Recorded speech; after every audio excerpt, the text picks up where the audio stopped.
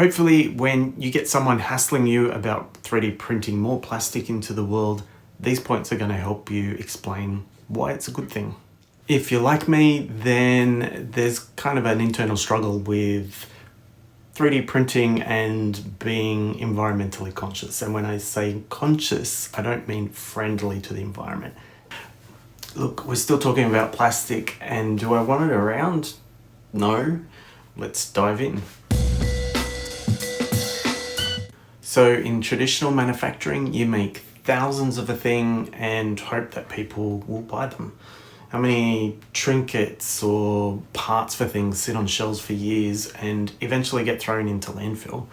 It's like if you were printing 500 birthday cards for friends you don't even have yet but might use one day. It's just wasteful. So we've got boxes and boxes of an old product from a business venture we had years ago that have moved houses with us, taken up space for 15 years. The problem is they're brand new still, we can't throw them out. We've donated a lot to get rid of them, but if we had 3D printing at the time, we could have printed some products to order and not brought into existence this unnecessary waste. With 3D printing, you only make what you need when you need it. It's zero inventory, zero waste, and zero awkward leftovers. So my grandfather used to be able to fix anything in his shed. I tried to emulate him, or at least his way of thinking all the time. This little thing broke. For most people, it's straight to the bin with the whole thing. Not only because they can't fix it, but getting someone in to bring the part, replace it, sometimes costs more than buying a new one. So with 3D printing, you can find a model online and a replacement part and print it out when you need it. In some cases, you can print parts that are even better than the original. So fixing stuff instead of tossing it and making more landfill, that's sustainability in action. Plus it makes you feel like kind of a superhero with filament. So Amazon and a lot of other online companies have done a lot to reduce packaging waste, but sometimes I still get a huge box for the tiniest thing that I've ordered. How much packaging do you reckon it takes to ship a new phone stand from China? Now print one yourself, zero shipping, zero packaging, zero air miles. Yeah, okay, the filament had to be shipped here, but in some cases I could have fit a 10 kilos of filament into the empty space in one package that I've received. 3D printing localizes your production. You're not just cutting down waste, you're cutting down your carbon footprint from actually shipping products.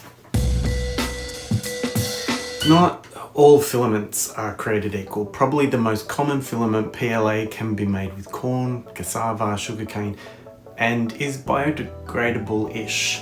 It's more accurate to say it's industrially compostable because it does need specific conditions to break down properly.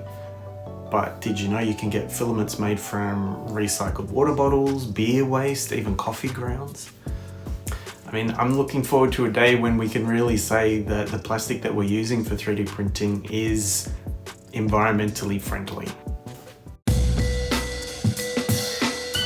We all get failed prints. I call them learning sculptures, but you don't have to toss them. You can grind them up.